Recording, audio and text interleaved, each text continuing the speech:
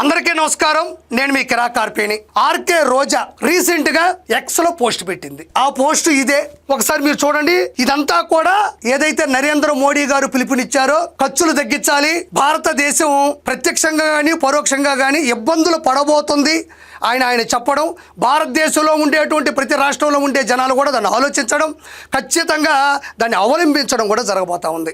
అయితే ఇక్కడ ఆర్కే రోజా పెట్టేటువంటి పోస్ట్ దేనికి సంబంధించింది అంటే, మహానాడు కార్యక్రమం నెల్లూరు జిల్లాలోని ప్రశాంతి రెడ్డి గారికి సంబంధించినటువంటి కోవూరు నియోజకవర్గంలో కూడా మహానాడు ఏర్పాట్లని ఆంధ్ర రాష్ట్ర వ్యాప్తంగా ఉండే తెలుగుదేశం నాయకులందరూ కూడా శరవేగంగా ముందుకు తీసుకొస్తున్నారు. ఈ మహానాడు ఎందుకంత క్రేజ్ ఉంటుంది, అసలు మహానాడు అంటే ఏంటో చెప్పి ఈవిడి గురించి మనం మాట్లాడదాం. 1923 మే 28 విశ్వవిఖ్యాత నట సార్వభౌమ అన్న నందమూరి తారక రామారావు గారు జన్మించారు. 1982 మార్చి 29 తెలుగుదేశం పార్టీ స్థాపించబడింది.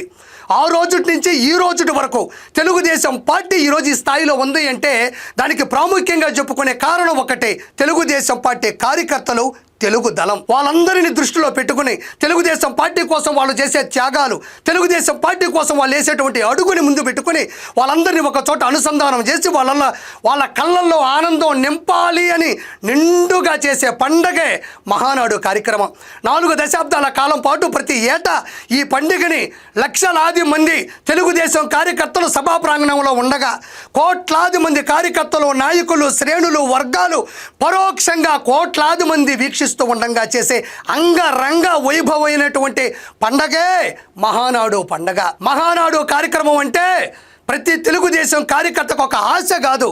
మహానాడు కార్యక్రమానికి వెళ్ళి ప్రత్యక్షంగా చూడాలి అన్న తెలుగుదేశం కార్యకర్తది ఆశ మాత్రం కాదు, ఆశయం కూడా. అంత గొప్ప కార్యక్రమం మహానాడు. ఇలాంటి మహానాడు కార్యక్రమం భారతదేశంలో ఏ రాష్ట్రంలోని ఏ పార్టీకి కూడా ఇలాంటి ఒక కార్యక్రమం కార్యకర్తల కోసం సృష్టించబడింది అంటే ఎవ్వరూ నమ్మరు. అది కేవలం తెలుగుదేశం పార్టీకి సంబంధించినటువంటి పూర్తి స్థాయి పండగ తప్ప మరి ఏ రాష్ట్రంలో ఏ పార్టీకి కూడా ఇలాంటి పండగ లేదు అని మీరు ప్రాముఖ్యంగా గుర్తుంచుకోవాలి. అయితే ముఖ్యంగా ఈ విషయం మీకు తెలియాలి కాబట్టి చెప్పాను. అయితే ఇలాంటి పండుగని నెల్లూరు జిల్లాలో కోవూరు నియోజకవర్గంలో ఏర్పాటు చేస్తూ ఉంటే అక్కడ అంటే ఎవరైతే తెలుగుదేశం కార్యకర్తలు ఏదో లక్షలాదిగా తరలి వస్తే ఈ వైఎస్ఆర్సీపీ వాళ్ళకి కంటి మీద కునుకు లేకుండా కోసాలు కదిలిపోతాయని ఆర్కే రోజా ఎక్కడైతే భయపడిందో దాన్ని తట్టుకోలేక మోడీ గారు పిలుపుని అడ్డు పెట్టుకొని ఒక ట్వీట్ చేసింది. ఒకసారి చూద్దాం. ఇక్కడ చూడండి, ఇగో ఈవిడే చక్కగా నవ్వుతుంది చూసారా, ఈవిడ పేరేనండి ఆర్కే రోజా గారు. ప్రధానమంత్రి నరేంద్ర మోడీ గారు డీజిల్, పెట్రోలు వంటి ఇంధన వినియోగాన్ని తగ్గించాలని సదుద్దేశంతో పిలుపునిచ్చిన నేపథ్యంలో మన ఎన్సీబీఎన్ గారు 4 వాహనాలకు, నారా లోకేష్ గారు 2 వాహనాలకు తమ కాన్వాయ్ను కుదించుకున్నామని ఈరోజు ఉదయం నుంచి సోషల్ మీడియా, టీవీలో విస్తృతంగా ప్రచారం చేస్తున్నారు అని చెప్పేసి ఆర్కే రోజా చెప్తుంది. ఇదంతా కూడా ఇక్కడ ఆర్కే రోజా నువ్వు ఒకటి గుర్తుపెట్టుకోవాలా, ఏది వాళ్ళ కాన్వాయిలు తగ్గించారు, ఖర్చులు తగ్గించారు అని ఏదైతే వాళ్ళు చేశారో అది వాళ్ళు చెప్పారా? వాళ్ళు విస్తృతంగా ప్రచారం చేస్తున్నారని నువ్వు చెప్తున్నావు. మరి ఇప్పుడు నారా చంద్రబాబు నాయుడు గారు ముఖ్యమంత్రి, ఆంధ్రప్రదేశ్ రాష్ట్ర ముఖ్యమంత్రి, నారా లోకేష్ గారు వివిధ శాఖలకి మంత్రి, ఆయన నేషనల్ వర్కింగ్ కమిటీ ప్రెసిడెంట్, దాంతోపాటు మంగళగిరి ఎమ్మెల్యే. అలాంటి వాళ్ళు ఏ పని చేసినా కూడా సోషల్ మీడియా కావచ్చు, వార్తాపత్రికలు కావచ్చు, వాటన్నిటిని కూడా వాళ్ళు వీడియోల రూపంలో కానీ లేకపోతే ఆర్టికల్ రూపంలో కానీ ప్రచురిస్తారు. అలాంటి దానికి విస్తృతంగా ప్రచారం చేసేది ఏముంటుంది ఇక్కడ విస్తృతంగా ప్రచారం చేస్తున్నారు అంటున్నావు. విస్తృతంగా ప్రచారం చేయడం అంటే ఏంటో తెలుసా? ఆర్కే రోజా కదిరి నుంచి గొడ్డలు తెప్పించి 4 మనుషులను పెట్టించి మంచి చెబుతున్న బాబాయిని తెగ నరికించి ఆ వార్తని సొంత ఛానల్లో, సొంత పత్రికల్లో నారా చంద్రబాబు నాయుడు గారి చేతిలో గొడ్డలు పెట్టి నారాసుర రక్త చరిత్ర అని అబద్ధపు ప్రచారాలు రాసినారు చూసావా? దాన్నే విస్తృత ప్రచారం అంటారు. సొంత చెల్లి పసుపు చీర కట్టుకుందని సొంత సోషల్ మీడియాలో దుర్భాషలాడించి చక్కర్లు కొట్టించారు చూసావా ఆర్కే రోజా? దాన్ని విస్తృత ప్రచారం అంటారు. సొంత అమ్మ జగన్మోహన్ రెడ్డి గురించి ఏ వాస్తవం చెప్పినా వెంటనే దాని పద్ధతిని మార్చి సొంత తల్లి మీదే దారుణంగా మాట్లాడించేటువంటి పరిస్థితుల్ని తీసుకొచ్చినట్టే జగన్మోహన్ రెడ్డి చేస్తున్నాడు చూసావా? దాన్ని విస్తృత ప్రచారం చేయడం అంటారు. ఈరోజు నారా చంద్రబాబు నాయుడు గారు, నారా లోకేష్ గారు కంపెనీలు తీసుకొచ్చినా, పెట్టుబడులు తీసుకొచ్చినా ఇవన్నీ మా హయాంలోనే వచ్చినవి, మీరు చేసింది ఏముంది అని తప్పుడు వార్తలు రాస్తూ అటు ఇటు తిప్పుతున్నారు చూసావా? దాన్ని రోజా విస్తృత ప్రచారం అంటారు, దాన్ని రోజా ప్రజల దృష్టిలో విచారం అంటారు. ఇదే ఉంది ఇక్కడ. ఎస్, వాళ్ళు కాన్వాయిలు తగ్గించుకున్నారు, ఖర్చులు తగ్గించుకున్నారు.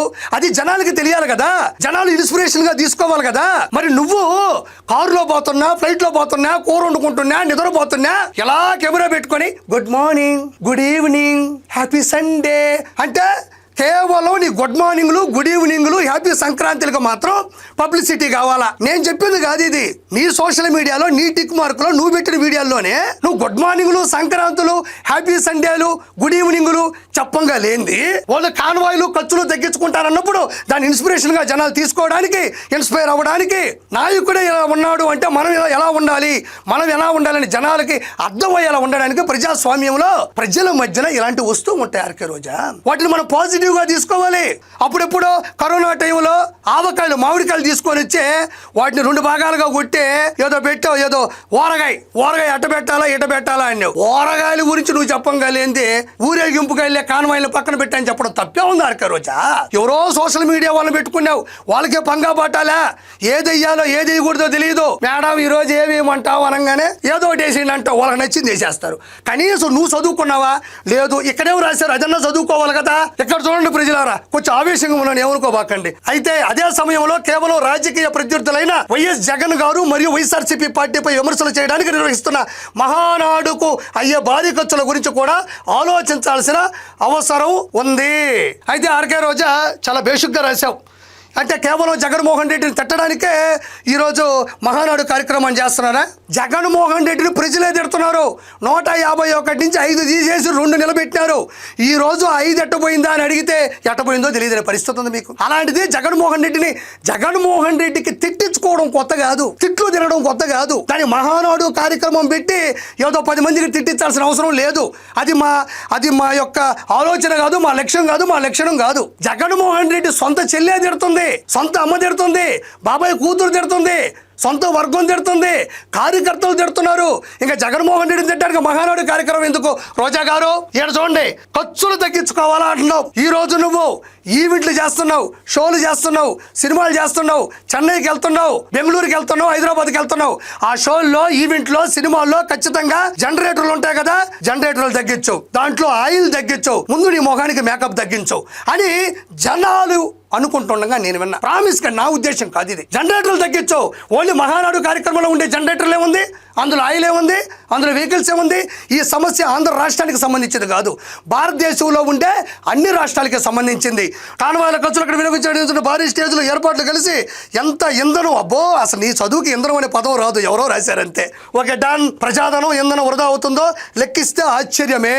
ఏది ఈ మహానాడుకి అయ్యేదంతా చూస్తే నీకు ఆశ్చర్యం వేస్తుందా? నారా చంద్రబాబు నాయుడు గారు నిర్మించేటువంటి ఏదైతే మహానాడు ఉందో అది కేవలం నారా చంద్రబాబు నాయుడు గారి యొక్క పార్టీ ద్వారా చేసేటువంటి పూర్తి సొంత ఖర్చు తప్ప ప్రజల దగ్గర, నాయకుల దగ్గర తీసుకునేటువంటి డబ్బులు కాదని నీకు మరోసారి గుర్తు చేస్తున్నా. ఇప్పుడు కాదు, గత 4 దశాబ్దాల నుంచి ఏర్పాటు చేసినటువంటి మహానాడు కార్యక్రమాల్లో కూడా దీని గురించి ప్రస్తావన ఉంటుంది. ఇది సొంత డబ్బులతో చేసేది. మీ అన్న మాదిరిగా ఎగ్గ పఫలకి, ఎలుకలు పట్టడానికి, కాగితాలకి, పెన్నులకి, ఫెన్సింగ్లకి, హెలిప్యాడ్లకి, ఐప్యాడ్లకి, లేకపోతే 3 పూట్ల స్టార్ హోటల్లో భోజనం చేయడానికి 26 జిల్లాల్లో ఉండేటువంటి వైఎస్ఆర్సీపీ కార్యాలయాలకి పెట్టినటువంటి ప్రజా డబ్బులు కాదు ఇది కేవలం నారా చంద్రబాబు నాయుడు గారు సొంత ఖర్చులతో పెడతారు. ఇది గుర్తు పెట్టుకో.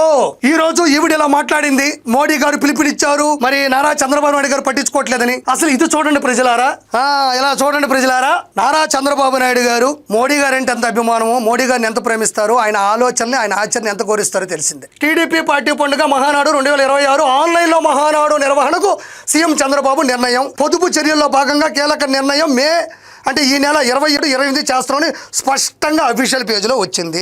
ఆగేవు రోజా, కొంచెం ఆగొచ్చు కదా, ఎదుటోళ్ళు కూడా కొంచెం సమయాన్ని ఇవ్వు. మోడీ గారు అన్నారు మొన్న, నిన్న ఆలోచించారు, నిర్ణయం తీసుకున్నారు. ఈ మధ్యలో నీకేమంతా, నీకెందుకు నీకు ఏమైపోతుంది? నీకు చెప్పేవాళ్ళు లేరా? చెప్తే వినట్లేదా నువ్వు? ఇదిగో నారా చంద్రబాబు నాయుడు గారు స్పష్టంగా లక్షలాది మంది కార్యకర్తలు ఎటు కదలకండి, మోడీ గారి పిలుపు మేరకు మనం మంచి చేకూర్చాలంటే మనం పద్ధతిగా ఉండాలి, దయచేసి ఏమీ అనుకోకండి, ఖర్చు తగ్గించాలని చెప్పేసి కేవలం కొద్ది మందిని మాత్రమే ప్రవేశపెట్టి చేస్తున్నటువంటి మహా పండుగ, ఎక్కడ ఉన్నా మహా పండుగ. కాబట్టి ఆర్కే రోజా మాట్లాడే ముందు కొంచెం ఆలోచించాల్సిందిగా నేను మనస్ఫూర్తి కోరుకుంటున్నాను. ఇందులో నీకు నాకు ఏ శత్రుత్వం లేదు, కానీ నువ్వు ఏది మాట్లాడినా అందులో తప్పు ఉంటే నేను వేలెత్తి చూపిస్తాను. ఇందులో మాట్లాడింది ప్రతి ఒక్కటి ప్రజలు అనుకుంటున్నారు, అది నీకు మరోసారి గుర్తు చేస్తూ ఉంటానమ్మా.